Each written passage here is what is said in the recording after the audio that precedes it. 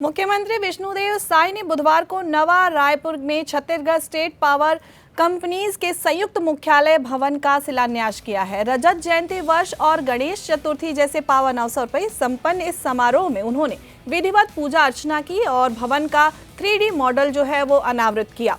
मुख्यमंत्री ने कहा कि ये भवन अधिकारियों और कर्मचारियों की कार्यकुशलता को नई ऊंचाई देगा, तीनों पावर कंपनियों के बीच समन्वय को मजबूत करेगा और उपभोक्ताओं को एक ही छत के नीचे सभी सेवाएं उपलब्ध कराएगा।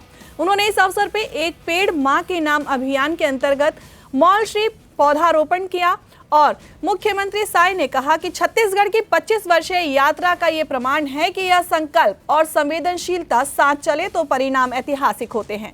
वर्ष 2000 में प्रदेश केवल 1400 मेगावाट बिजली उत्पादन करता था, लेकिन आज यह क्षमता बढ़कर 30,000 मेगावाट हो गई है।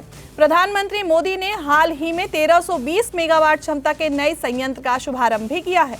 मुख्यमंत्री ने कहा कि छत्तीसगढ़ की ये प्रगति हर नागरिक के विश्वास, मेहनत और भागीदारी का प्रमाण है।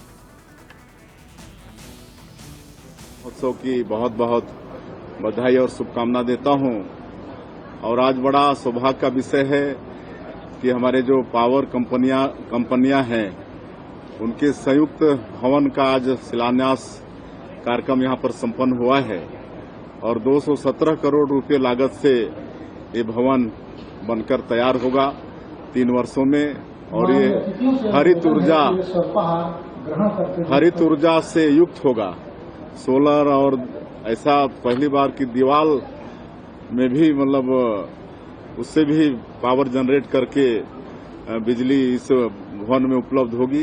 तो ऐसा शायद पहला भवन छत्तीसगढ़ में बनने जा रहा है। तो मैं इसके लिए विद्युत विभाग, पावर कंपनियां और पूरे छत्तीसगढ़ वासियों को भी बधाई देता हूं, शुभकामनाएं देता हूं। और इस भवन के बनने से निश्चित रूप से उपभोक्ताओं को और हमारे पावर कंपनियां के जो अधिकारी हैं उनको भी लाभ होगा।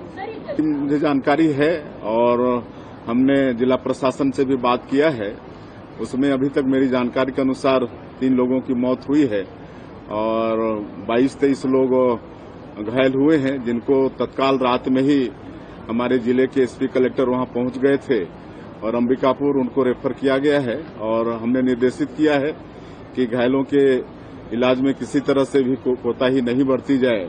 अगर उनको अंबिकापुर से भी और आगे कहीं रायपुर भी रेफर करना पड़े तो वो भी करें, लेकिन कहीं कोताही नहीं होना चाहिए इलाज में और इलाज उनका ठीक से हो रहा है।